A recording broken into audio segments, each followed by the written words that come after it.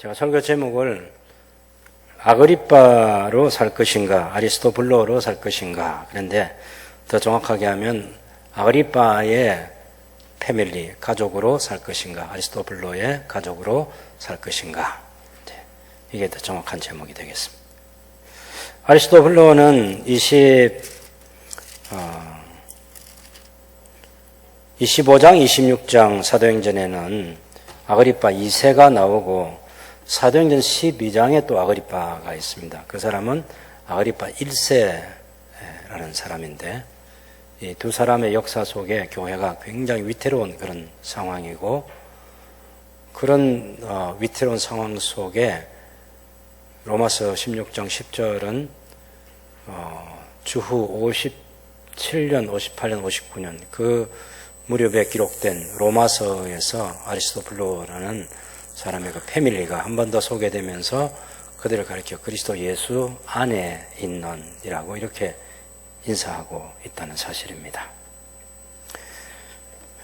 제가 여러분들에게 늘 좋아하는 도표 마카비와 하스몬 왕조의 헤롯 왕가의 가계표를 나눠드렸는데 그걸 잘 보시면 이제 아리스토블로스 1세 그리고 2세 또 3세 4세 이렇게 그 역사가 이어지는 것을 볼 수 있습니다. 첫 번째 페이지 한번 볼까요? 거기 보면 맨 위에 마따디아 그리고 아래쪽에 유다 마카비의 형제는 시몬 3세라는 사람이 있고 시몬 3세 이 사람이 이제 자기를 대제사장으로 사령관으로 지도자라고 하면서 시몬 1년으로 그렇게 연호를 쓰기 시작하는 거죠. 연호. 새로운 왕조 시대가 마카비 왕조 시대가 하스몬 왕가 마카비 혁명 이후에 하스모니안 왕가가 어떻게 시작되는가 그 선언을 시작한 사람이 시몬 3세라는 사람이에요.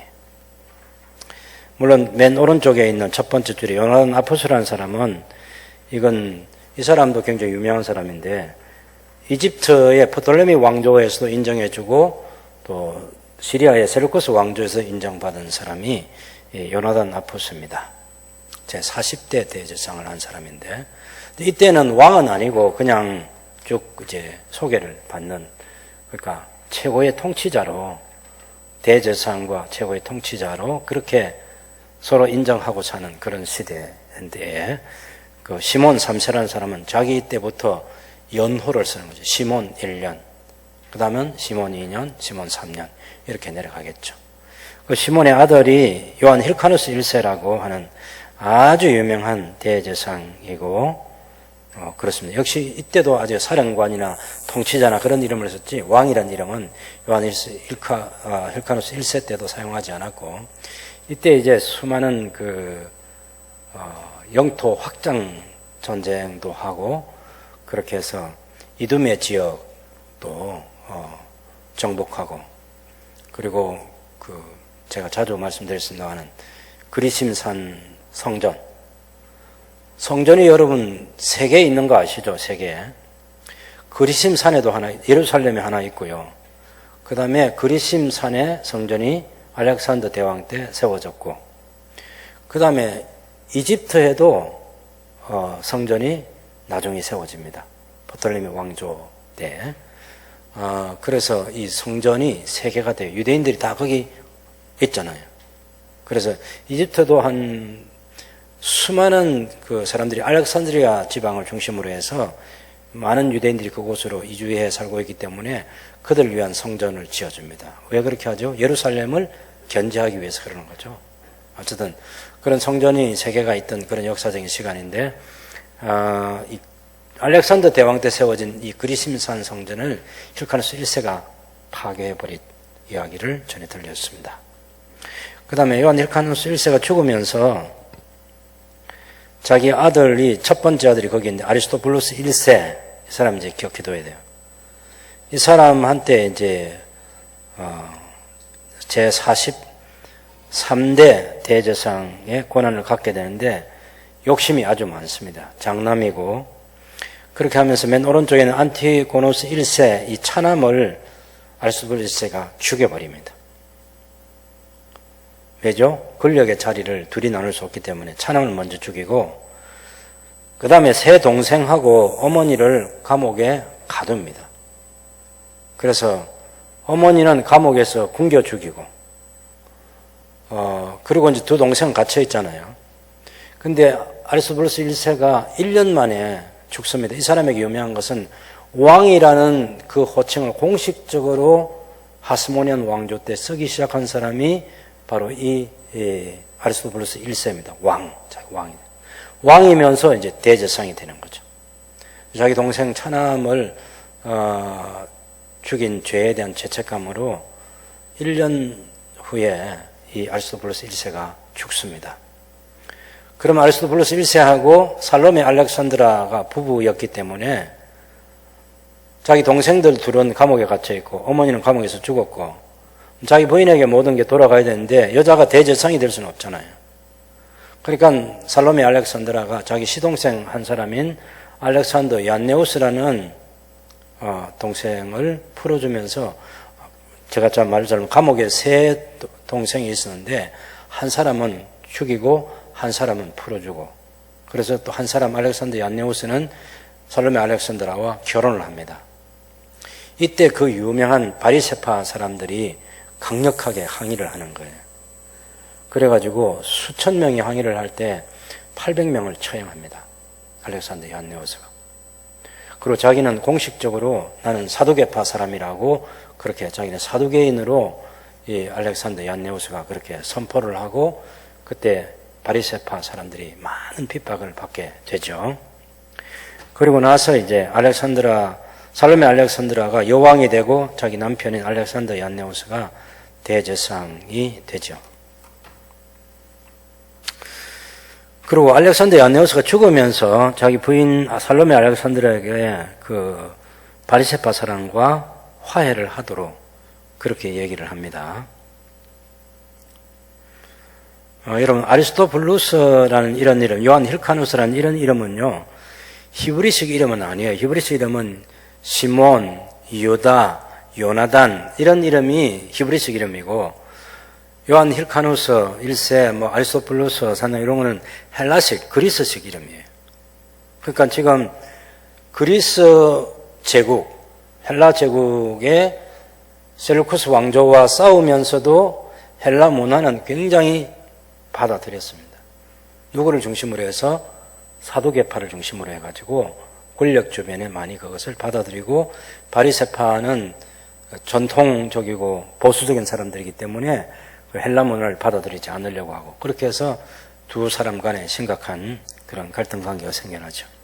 어쨌든 그 아리스토블루스 1세가 1년 만에 죽었기 때문에 자기 부인 살로메 알렉산드라하고 자기 동생 알렉산더 얀네우스가 다시 재혼을 하고 그러면서 알렉산더 얀네우스가 대제상이 돼야 되는데 이거 과부와 결혼했다는 그걸 바리세파 사람들이 강력하게 반대를 해가지고 그래서 바리세파가 처형되고 그런 일이 일어났습니다.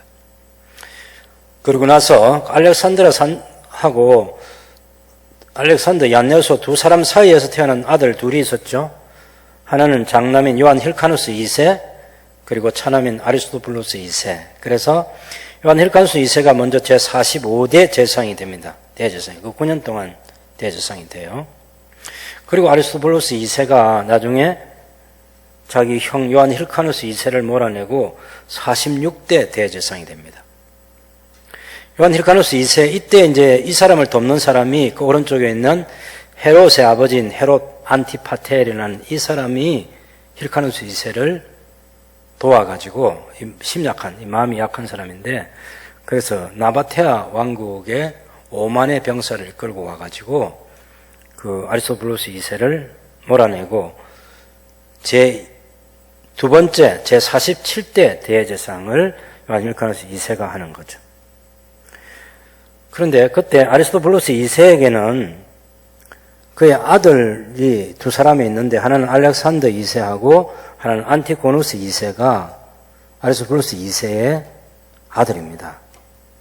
이 아리스토블루스 2세하고 요한 힐카누스 2세가 내전을 아주 심각하게 한 4년 동안 벌이게 됩니다.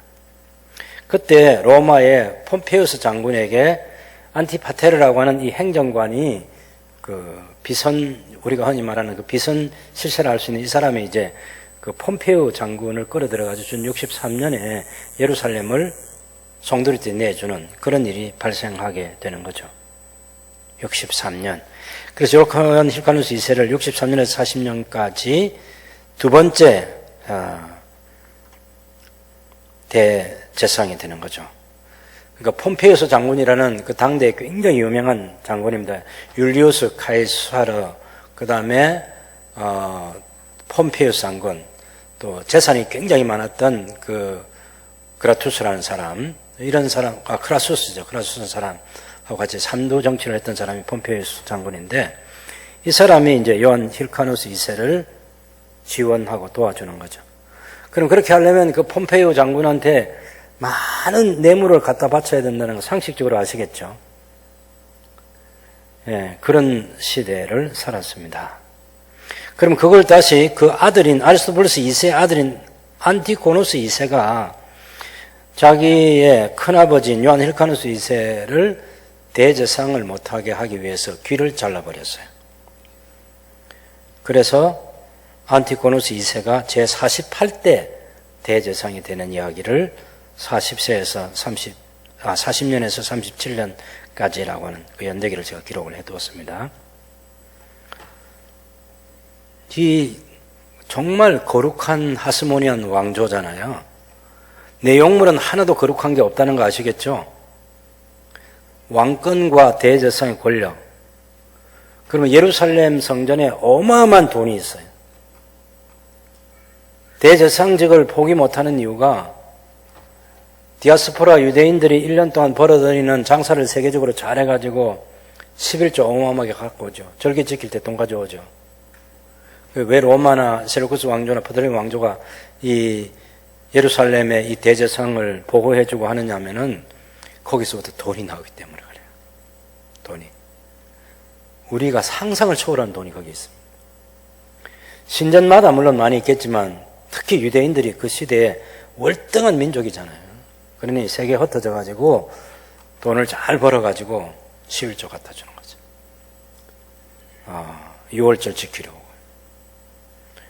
그러니 이 대제사장이 성전 헌금을 관리한다. 이 굉장한 것입니다.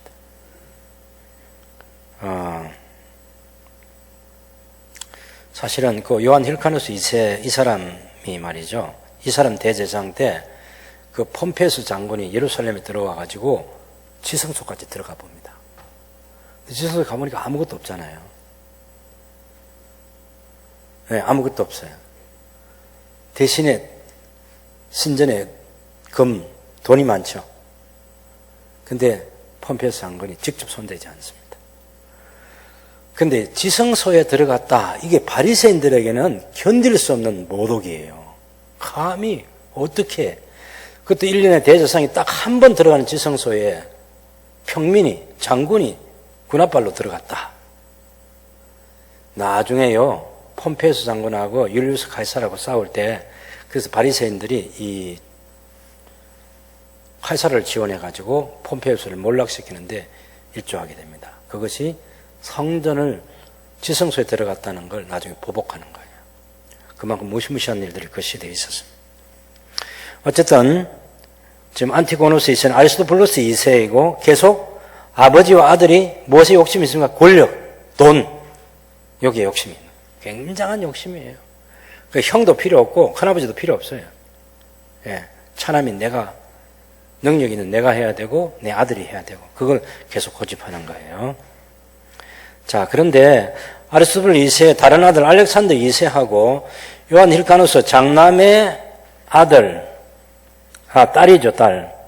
알렉산드라하고 결혼을 합니다, 결혼을 해서 아들과 딸을 낳아요. 아들은 아리스토블루스 3세. 아시겠죠?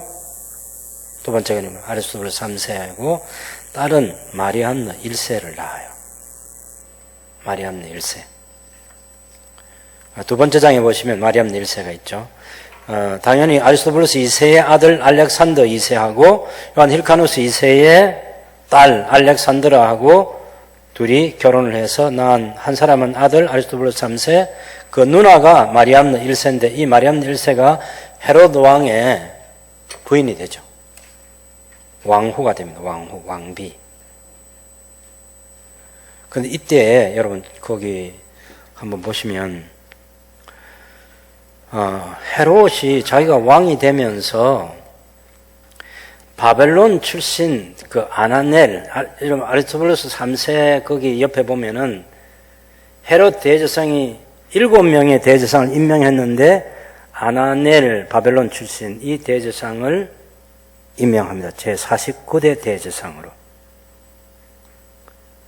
2년 동안. 이때요, 알렉산드라하고 아리스토블루스 3세의 어머니 알렉산드라하고 그 다음에 아리스토블루스 3세의 누나인 마리암네 1세가 헤롯 왕에게 왜 정통성을 갖는 아리스토블루스 3세가 있는데, 내 아들이 있는데, 혹은 내 동생이 있는데 왜 그 사람을 대제사장을 임명하지 않고 바벨론 출신을 대제사장을 임명하느냐고 강력하게 항의를 합니다. 그래가지고 헤롯 왕이 너무 괴로우니까 아리스토블루스 3세를 대제사장을 임명합니다. 17살, 18살 된. 키가 크고 아주 잘생겼다고 그래요. 그래서 이 정통 유대인이 말이죠. 제대로 된 그 대제사장의 이 정통성을 가지고 성전에 나타나는데 군중이 열광하는 거예요. 열광. 에? 야, 어찌 우리가 생각할 때는 소년처럼 보이잖아요. 근데 그 넘넘한 기상과 대제사장다운 그런 품위를 유지해가지고 나타났단 말이에요. 그러니까 그 군중이 열광하는 것을 보면서 그걸 절대로 용납할 수 없는 사람이 헤롯 왕이에요. 아니, 나보다 인기가 더 있는 거 아니야? 그래서 이 처남을 데리고 여리고의 그 수영장에 가가지고 수영하면서 이 헤드락을 걸어가지고 처남을 물에 익사시킵니다. 네, 헤롯 대왕이 죽여버려요. 그래서 그 임기가 아리스토블루스 3세의 제50대 대제사장 임기가 1년밖에 안 되는 거예요. 18살 때 죽습니다. 그리고 이제 제51대 대제사장으로 역시 아나넬을 또 한 번 더 임명한, 바벨론 출신 이 사람을 한 명 더 임명하는 거예요. 자, 헤롯 대왕과 지금 아리스토블루스의 왕가를 잘 보시면 하스몬 왕조에서 내려오는 이 마리암네 1세, 왕가의 피도 흐르고 대제사장의 피도 흐르고 정통 유대인의 피도 흐르는 이 사람이 헤롯 대왕에게는 꼭 필요한 거죠. 왜냐하면 헤롯은 자기의 혈통이 에돔 사람이고 자기 부인이 그 맨 왼쪽에 있는 도리스라는 사람이에요. 도리스. 이 에돔 같은 에돔 사람이에요.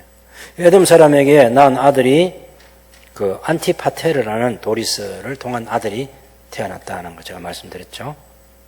예. 근데 어쨌든 헤롯이 자기가 유대인의 왕이 되기 위해서는 정통 유대인의 왕가, 대제사장의 왕가의 피가 흐르는 마리암네 1세를 자기 부인으로 맞아들이면서 도리스와 안티파테르를 왕궁에서 쫓아내는 거죠. 그런데 핏줄만 정통성을 갖는 그런 뛰어난 핏줄이 아니라 헤롯의 부인들 가운데서 가장 아름다운 매력 있는 여자가 마리암네 공주입니다. 너무너무 사랑스러워서 여러 번의 모함을 하는데도 헤롯이 단번에 죽이기를 주저주저 할 만큼 너무 사랑스러운 아내였어요. 근데 누가 모함을 하느냐 하면은 여러분 그 첫 번째 장 보시면 헤롯 안티파테르에게 파사엘 1세라는 헤롯의 왕, 요셉 2세라는 동생, 페로라스와 살로메라는 두 여동생이 있는데 이 살로메라는 이 여동생이 마리암네와 그의 두 아들을 죽이는 일을 꾸밉니다. 그래서 모함을 해가지고 결국은 헤롯이 그런 모함을 하고 있다는 사실을 알지 못하고 마리암네를 죽이고 그 어머니, 자기에게는 장모가 되는 알렉산드라도 죽이고, 그 다음에 주전 4년경에 자기가 이 헤롯 대왕 죽었으니까 주전 7년에 그 마리암네를 통해서 낳은 두 아들 알렉산더와 아리스토블루스 4세를 죽입니다. 그리고 거의 이제 자기 부인 마리암네를 죽이고 나서는 광인이 돼요. 광인이. 너무너무 자책도 많이 하고 괴롭기도 하고, 그래서 나중에는 이제 그 누구를 죽이냐면 도리스의 아들인 안티파테르, 이 친구가 굉장히 교만하게 해가지고 자기가 그 헤롯 대왕의 왕권을 받을 장남이다 해가지고 그 왕권에 대한 욕심을 부리는 거예요. 그래서 지금 그 헤롯 대왕이 유언장을 여러 번 씁니다. 자기 죽고 나면 후계자가 알렉산더가 된다. 자기 죽고 나면 후계자가 아리스토블루스 4세가 된다. 또 자기 죽고 나면 도리스의 아들인 안티파트르가 된다. 나중에는 또 그 아켈라오가 된다. 뭐 헤롯 안디바가 된다. 뭐 그렇게 해서 계속해서 유언장을 6번이나 바꿉니다. 최종적으로는 자기 죽고 나서 한 사람에게 후계자가 아닌 세 사람에게 권력을 나눠주는 게 아켈라오에게 나눠주고 헤롯 안티바에게 나눠주고 그 다음에 빌립 2세에게 나눠주고 그렇게 하죠. 그런데 아리스토블루스 4세에게는 어떤 아들이 있냐면 헤롯 아그리파 1세 또 칼키스의 헤롯이라는 이 두 아들이 있고 그 다음에 헤로디아가 있어요. 헤로디아가 누나입니다. 헤롯 아그리파 1세. 사도행전 12장에 나오는 야고보를 죽인 그 헤롯 아그리파 1세의 누나가 헤로디아입니다. 근데 자기 아버지, 자기의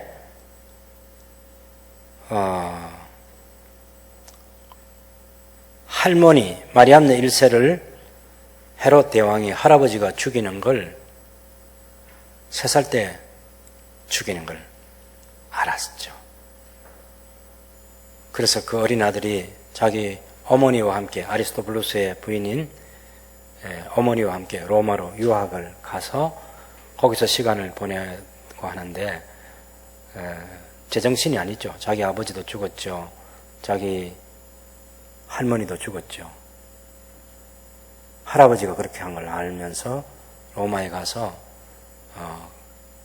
사치, 낭비, 공부도 안 하고 막 그렇게 유학생활을 하다가 어머니도 죽어요.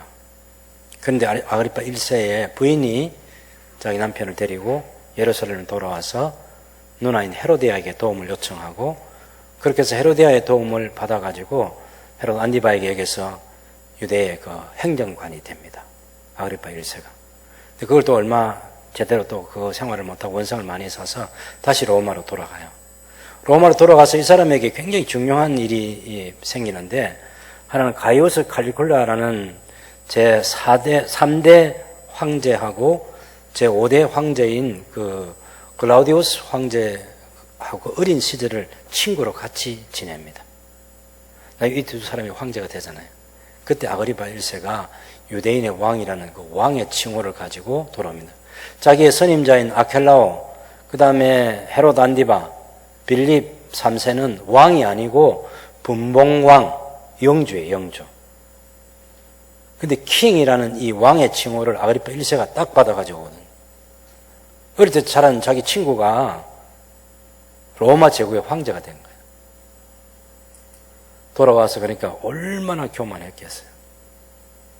그러니까 아그리파 1세가 왕이 되어서 돌아왔다는 것에 대해서 유대인들이 열광하는 겁니다. 왜?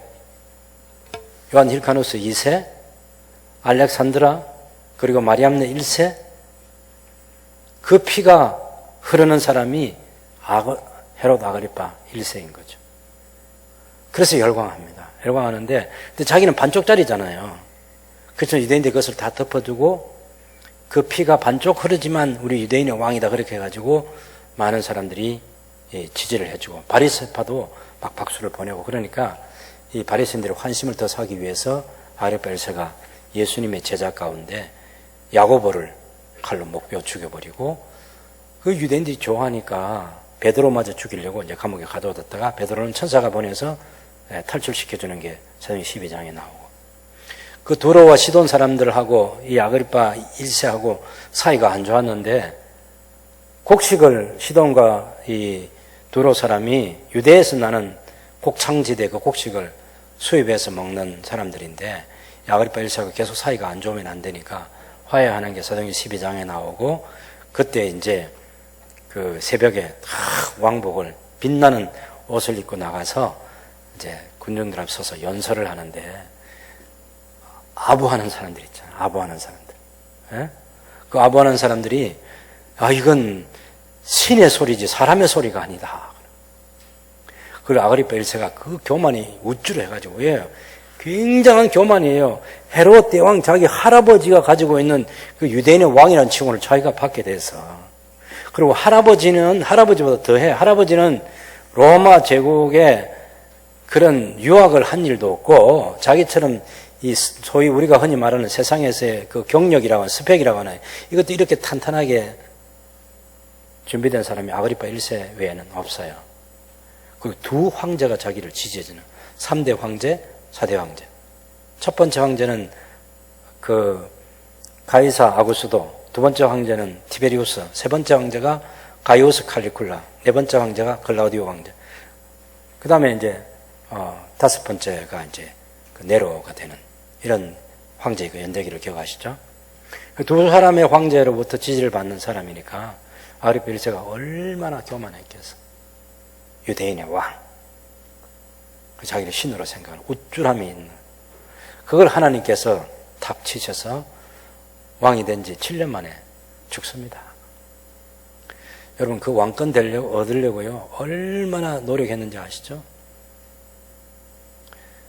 황제의 마음을 사기 위해서 얼마나 노력하고, 또 자기처럼 왕이 되려고 하는 헤롯 안디바를 처치하기 위해서, 헤롯 안디바가, 헤로디아가 생각하니까 자기 동생이 유대인의 왕이 되어 돌아왔는데 자기 남편은 분봉왕이잖아요. 분봉왕, 영주.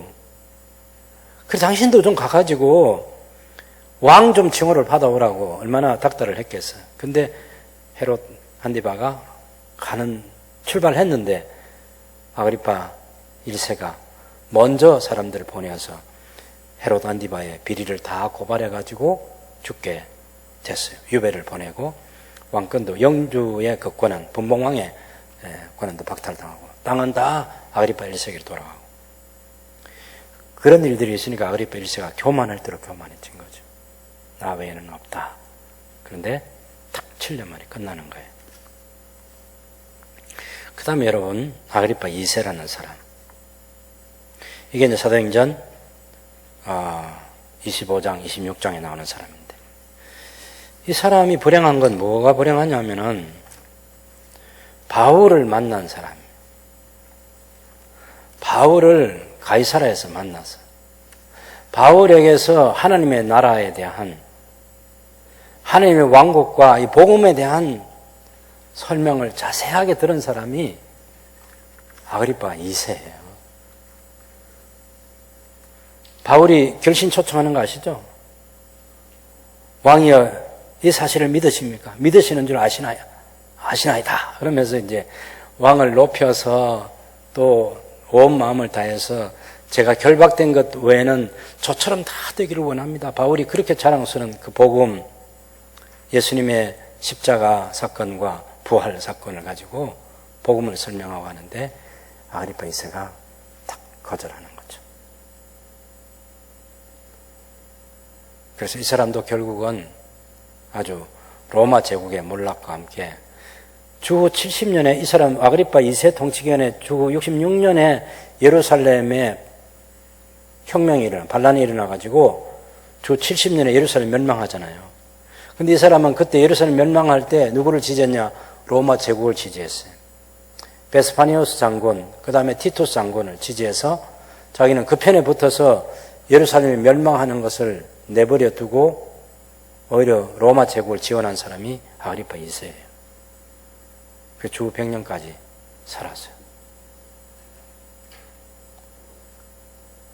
로마 제국의 빌붙어서 자기 왕권을 유지하면서 오랜 세월을 살았지만 소위 그 헤롯 왕가랑 주전 37년부터 헤롯 대왕부터 이루어졌던 왕국의 역사가 이렇게 해서 헤롯 아그리파 2세 시대에 끝나는 거죠. 아리스토블루스도 보면 아리스토블루스 1세 자기 왕이라고 그랬죠. 2세는 자기 형 힐카누스 2세하고 왕권과 재산권을 계속 다투고 권력을 유지하기 위해서 형을 내쫓고 또 그 아들 안티고누스 3세가 역시 그 큰아버지 안티고누스 2세죠. 이 사람이 자기 큰아버지 힐카누스 2세를 몰아내고 귀를 잘라버리고. 여러분, 왕권, 재산권, 세상의 권세와 명예와 돈과 이 추악한 욕심 때문에 어찌 보면은 사람의 길을 거절한 사람이다. 그렇게 말할 수 있어요. 이런 권한을 유지하려면 유대에서 사두개파나 바리새파를 지지를 받기 위해서 얼마나 많이 노력을 해야 되고 또 황제에게 가서 얼마나 많이 빌어야 되고 장군들에게 힘 있는 장군들에게 뇌물을 갖다 주면서 그런 권력을 유지하려고 해야 되고 그 시대에 로마서가 써졌던 주후 57년에서 59년 사이에 이 로마서가 써졌다 그렇게 알려져 있는데 그때 로마 교회에 아리스토블로스라는 사람 이 사람이 그 가족들과 함께 그리스도 안에 있는 사람이다 이렇게 얘기하는 거죠. 로마서 여러분 한번 보시면요. 그러니까 헤롯 아그리파 1세가 그 왕권을 유대인의 왕이라는 그 칭호를 얻어오기 위해서 그 삶 자체도 굉장히 타락한 삶이고요. 여러분 이 도표 그 마지막 부분에 보면 헤롯 아그리파 1세에게 헤롯 아그리파 2세 그다음에 베니게 드루실라 이 두 사람을 보면 베니게는 아그리파 1세의 맏딸인데 그리고 드루실라가 베니게의 동생이죠. 물론 헤롯 아그리파 2세가 오빠입니다. 오라버니. 그런데 이 베니게는 아그리파 1세의 맏딸이면서 디도 황제의 첩이 돼요. 첩이. 드루실라는 베니게의 동생인데 베스도 앞에 있는 그 벨릭스 총독의 아내가 됩니다. 지금 우리가 여기 보면 자 보세요. 사도행전 거기 아까 우리 26장 봤잖아요.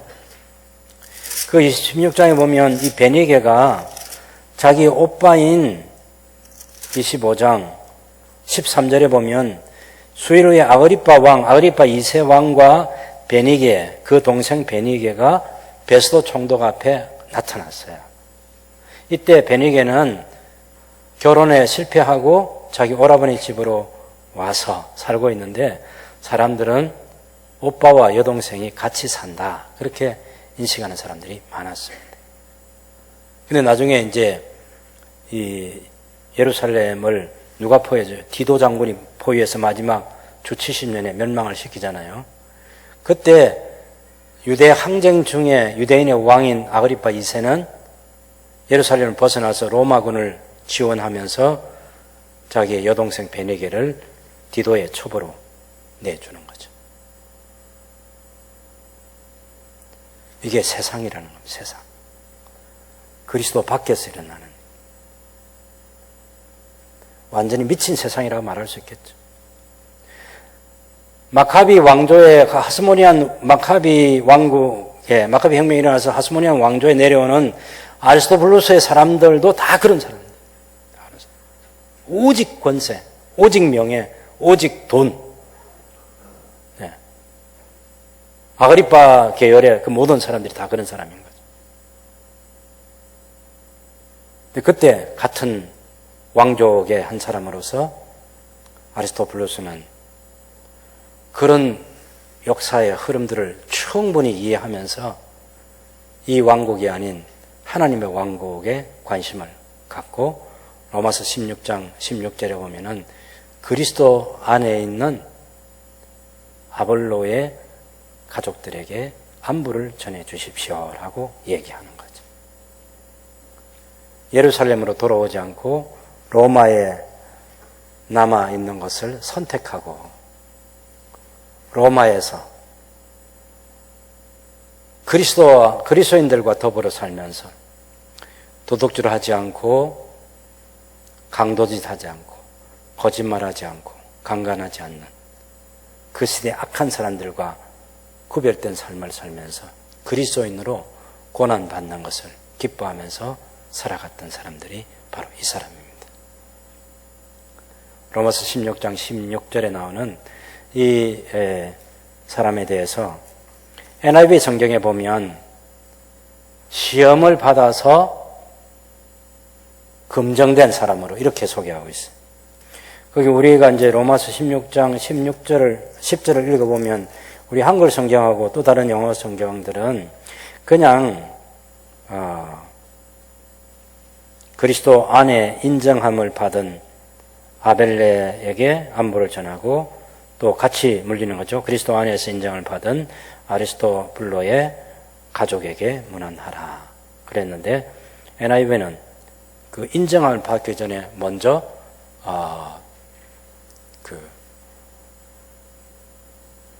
시험을 받고 그래서 인정된 사람으로 이야기를 합니다.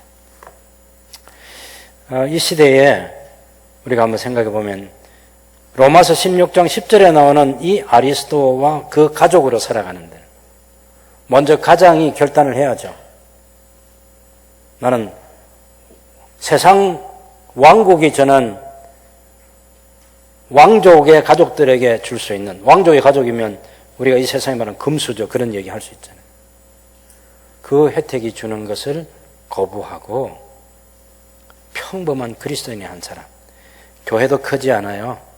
아굴라와 브리스길라 가정에서 교회가 모일 때 그 천막 장사하는 사람이 만든 그 사람이 거처하는 그 집에 교회가 모이면서 이런 성도 저런 성도 주일마다 모여서 하나님께 예배하고 그리스도인을 살아가면서 교제하고 세상의 어떤 영광도 관심 갖지 않는 하나님의 사람.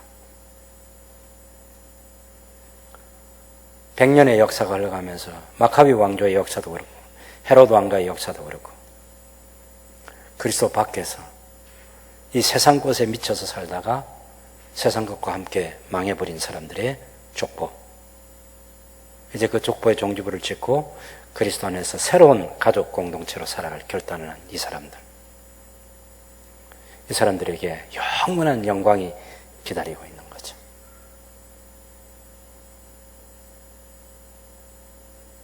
여러분은 그리스도 안에 있는 사람입니다.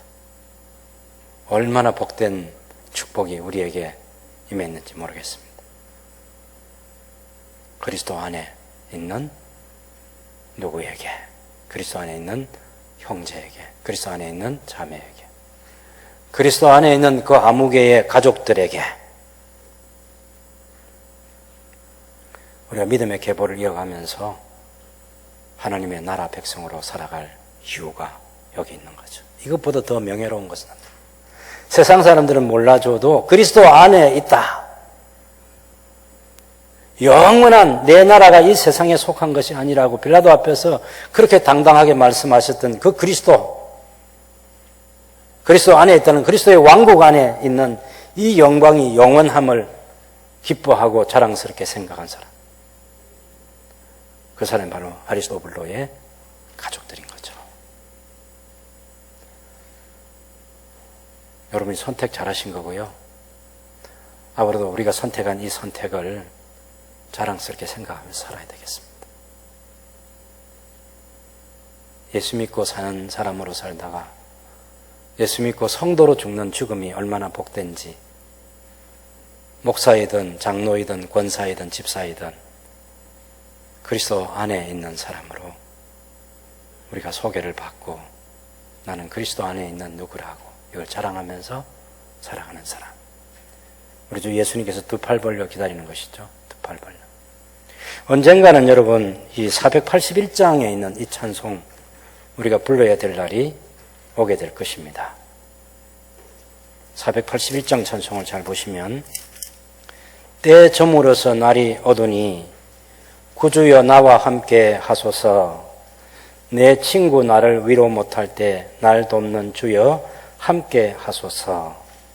내 사는 날이 속히 지나고 이 세상 영광 빨리 지나네. 이 천지 만물 모두 변하나 변찮는 주여 함께 하소서. 주 홀로 마귀 물리치시니 언제나 나와 함께 하소서. 주같이 누가 보호하리까?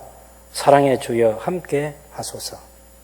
이 육신 새해 눈을 감을 때 십자가 밝히 보여주소서.